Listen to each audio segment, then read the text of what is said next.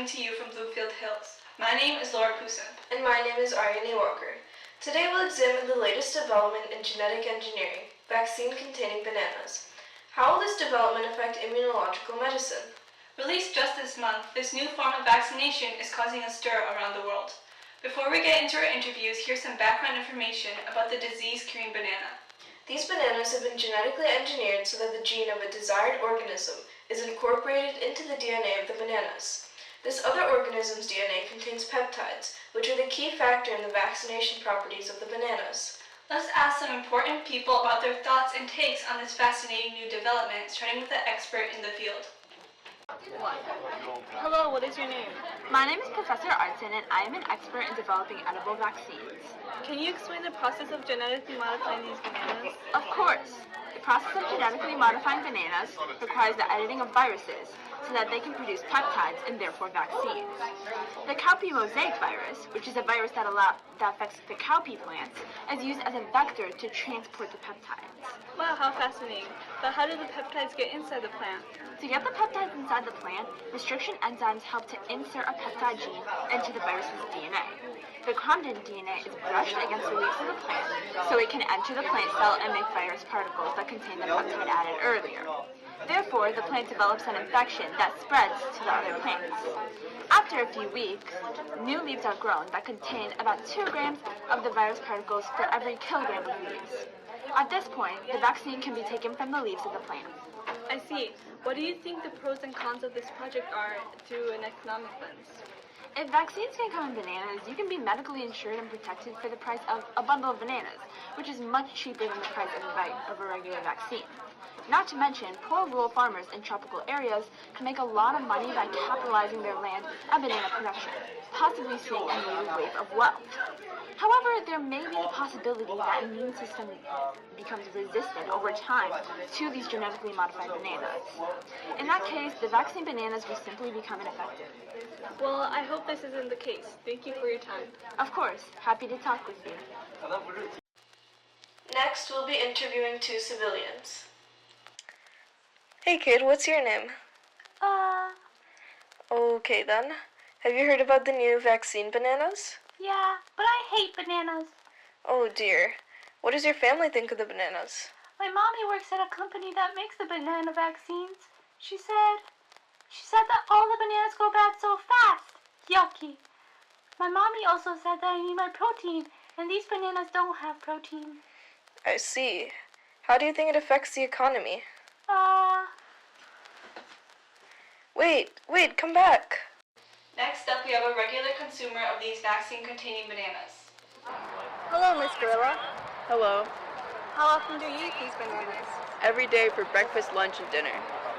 Can you tell me your medical history? Sure. I used to have hepatitis B, which is an infection of the liver. When I first heard about this banana vaccine, I did a bit of research and found out that this vaccine helps the most with hepatitis B. So after that, I ate more bananas. I just recently went to the doctor and he said it's gotten better. My immune system has also strengthened and built up antibodies in my white blood cells that detect and fight off hepatitis B. Not to mention, this banana has a lot of potassium, which can support liver function and reduce inflammation. Do you feel any different? Yes, my bone health is better, my kidneys function better, my muscles and nerve functions are also better, and my blood pressure is regulated. Thank you. Now back to the studio. We have 1 interview left with the vaccine itself. Hello there, it's great to see you. Could I ask you a few questions? Nice to meet you, of course.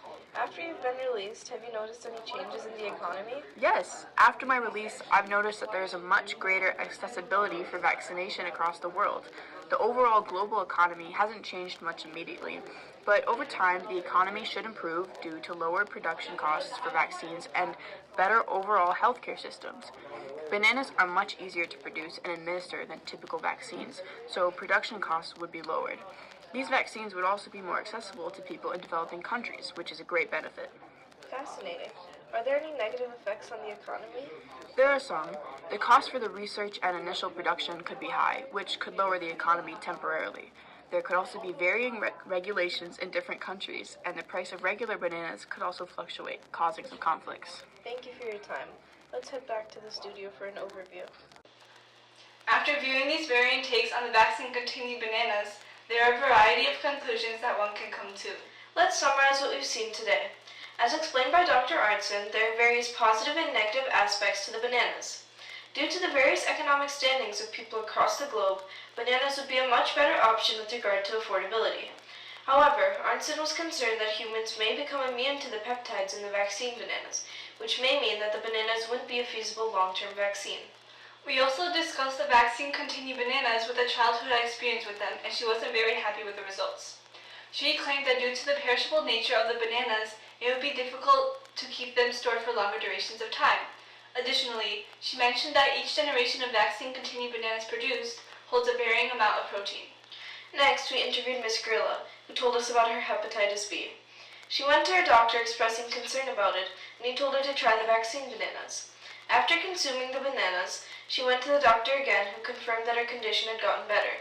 On top of that, her body produced more antibodies against it, and she got an increased intake of potassium and fiber. Finally, we interviewed a vaccinated banana who explained the positive and negative aspects of the organism on the global economy. That's all for today.